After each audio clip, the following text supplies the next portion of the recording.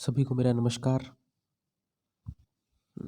आज हम BA first year के भूगोल के प्रथम पेपर भौतिक भूगोल का अध्ययन करेंगे, जिसमें हमारा आज का जो टॉपिक है वो है बहते हुए जल या नदी के कार्य तथा उत्पन्न स्थलाकृतियाँ, अर्थात रिवर के द्वारा उत्पन्न स्थलाकृतियाँ। ये मैंने हिंदी में आपको डिस्प्ले हो रहा होगा कि जब नदी बहती है तो वो कैसी स्थलाकृतियाँ उत्पन्न करती है। नदी हम जानते हैं कि जब बहता हुआ जल एक निश्चित रूप से ऊंचाई से निकले निचले ढाल पर गुरुत्वाकर्षण के कारण बहता है तो उसे नदी या सरिता कहते हैं।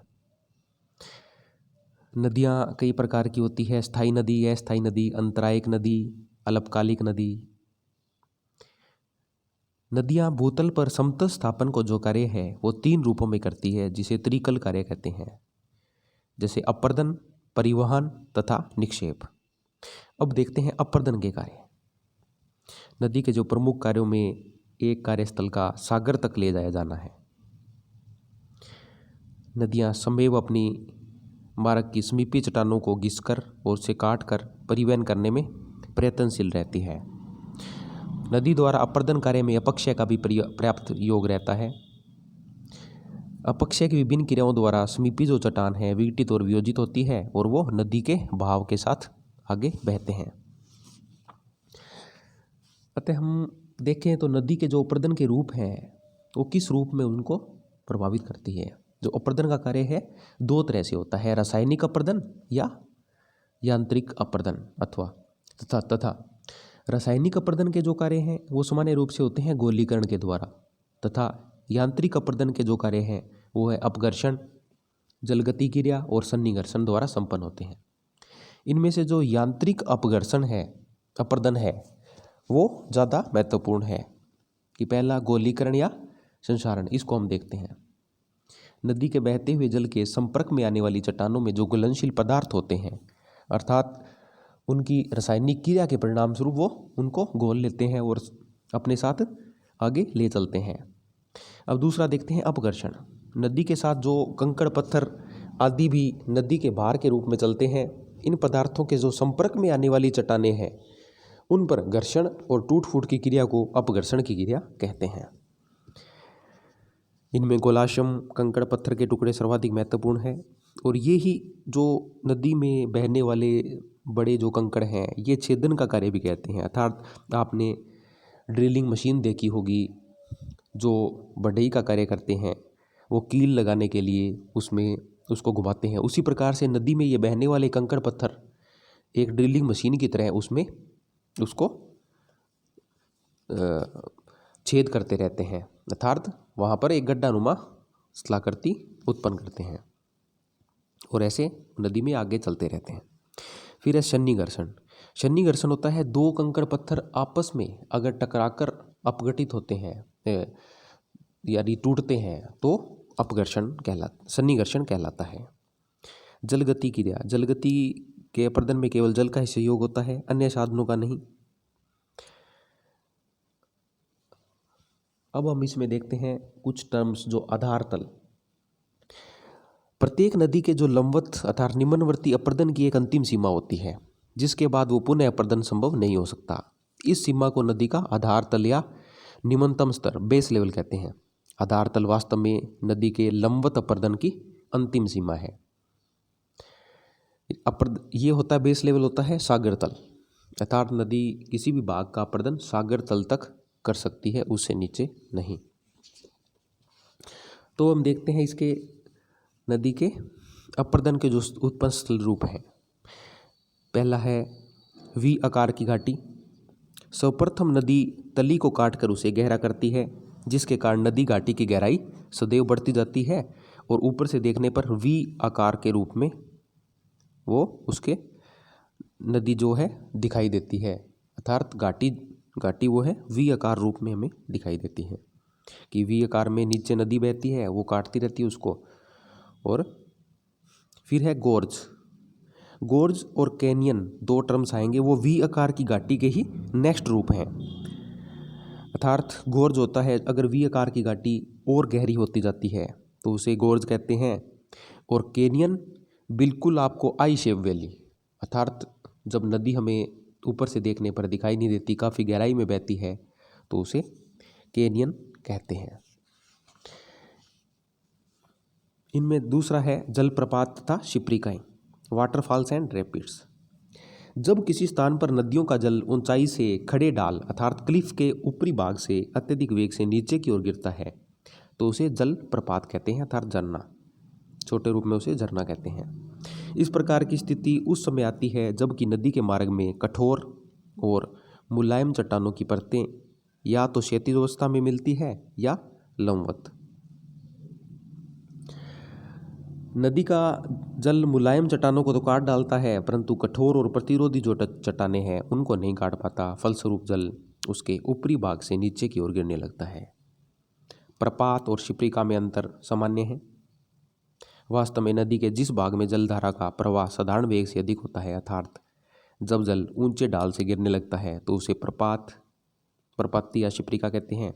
प्रपात में ऊंचाई अधिक होती है और ढाल खड़ा होता है, और शिप्रिका की ऊंचाई प्रपात की अपेक्षा कम और ढाल सामान्य।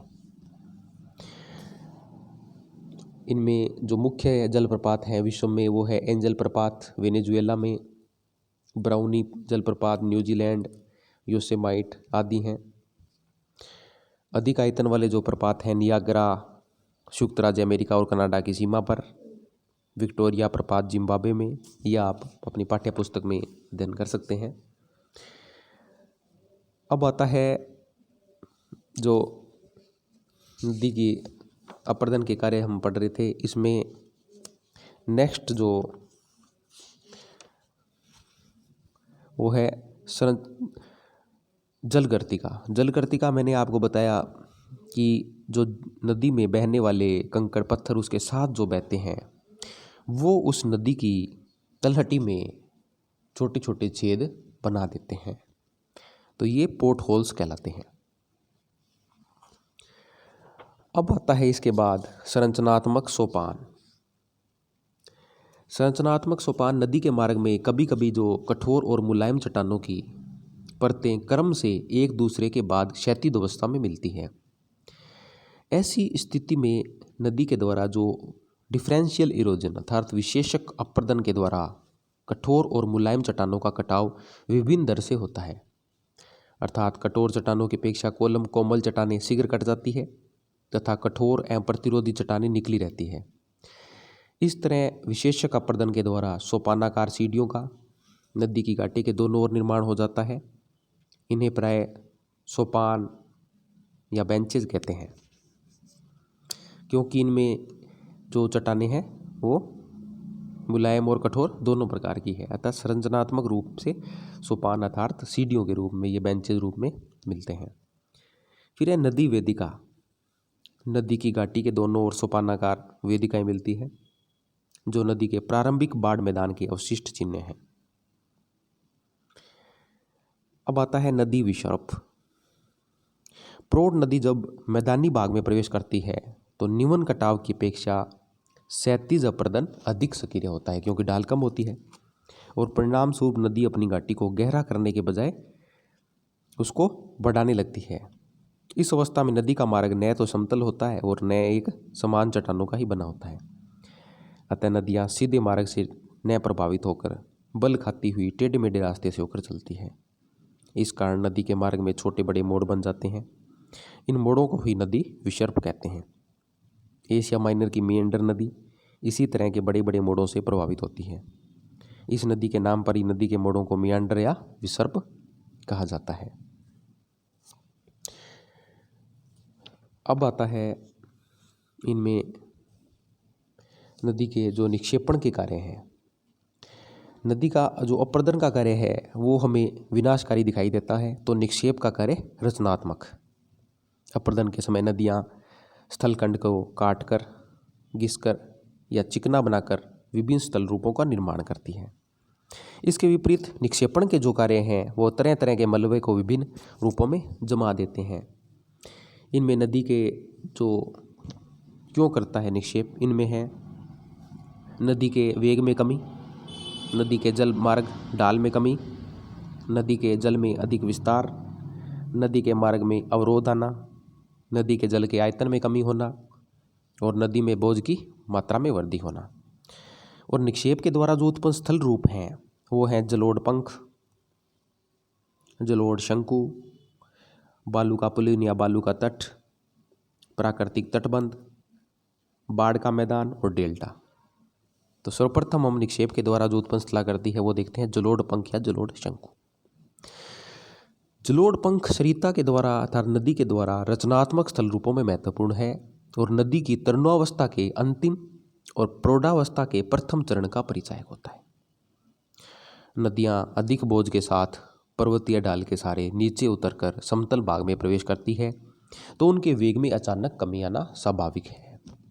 इस कारण जो बड़े चट्टान के बड़े टुकड़े हैं वो बारीक टुकड़े से लेकर बारीक टुकड़े तक पर्वतीय ढाल के आधार के पास जमा हो जाते हैं। कहाँ? अर्थात नदी के ढाल और समतल मैदान के बीच का संक्रमण क्षेत्र है वहाँ पर। क्योंकि नदी की परिवहन शक्ति में कमी हो जाने के कारण इन पदार्थों का परिवहन नहीं किया जा सकता। परिणाम स्वरूप पर्वतीय ढाल के आधार के पास अर्धवृत्ताकार रूप में पदार्थों का निक्षेपण हो जाता है जिसे जलोढ़ पंख कहते हैं। अतः जलोढ़ पंख आपने देखा। फिर है तटबंध अर्थात लेवेज। नदी के दोनों किनारों पर मिट्टियों के जमाव के द्वारा बने लंबे लंबे बंधों को जो कि कम ऊंचाई वाले कटक के समान होते हैं तटबंध कहलाते हैं। चूंकि ये बंध प्रकृति के द्वारा बनाए जाते हैं और इनसे बाढ़ के समय सुरक्षा होती है अतः इन तटबंधों को प्राकृतिक तटबंध भी कहते हैं। जलोढ़ पंख तथा डेल्टा के समान तटबंध नदी के सामान्य रचनात्मक स्थल रूप नहीं है अर्थात ये प्रत्येक नदी में सदैव नहीं मिलते।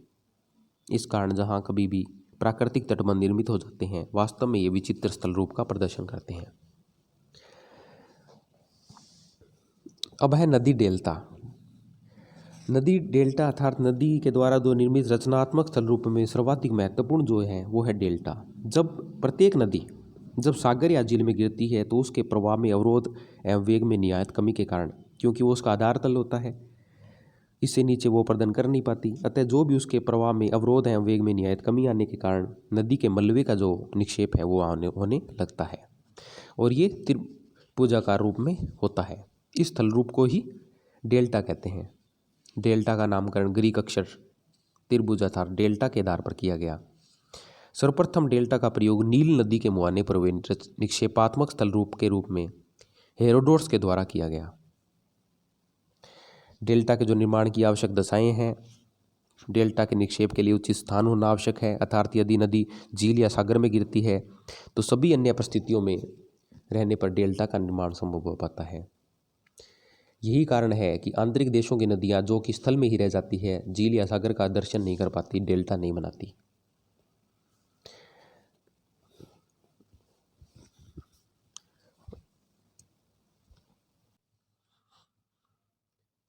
डेल्टा निर्माण के लिए यह भी आवश्यक दशा है कि जब नदी सागर में प्रवेश करती हो तो वहाँ पर नदी के जो वेग है वो अत्यल्प कम, क्योंकि वो सागर तल होता है। अच्छा, हमने आज नदी के अप्रदन और परिवहन के जो निक्षेपात्मक स्थल रूप हैं उनका अध्ययन किया। नेक्स्ट वीडियो में हम वायु के द्वारा निर्मित स्थलाकृतियों का अध्ययन करेंगे। इसको आप जो विभिन्न स्थलाकृतियाँ हैं उनका एक अलग से आप डायग्राम अपनी नोटबुक में बना लें। आपकी जो पाठ्य पुस्तक है वो मैंने आपको बतला रखी है, भौतिक भूगोल। आप हिंदी में वो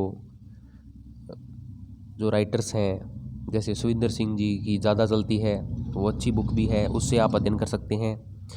और इंग्लिश अगर है तो स्ट्रोलर एंड स्ट्रोलर की जो फिजिकल ज्योग्राफी आती है वो बहुत अच्छी बुक है, उसमें से भी आप देखकर इन अपर्दन और निक्षेपात्मक स्थलाकृतियाँ हैं उनके डायग्राम बनाकर आप अध्ययन कर सकते हैं। धन्यवाद।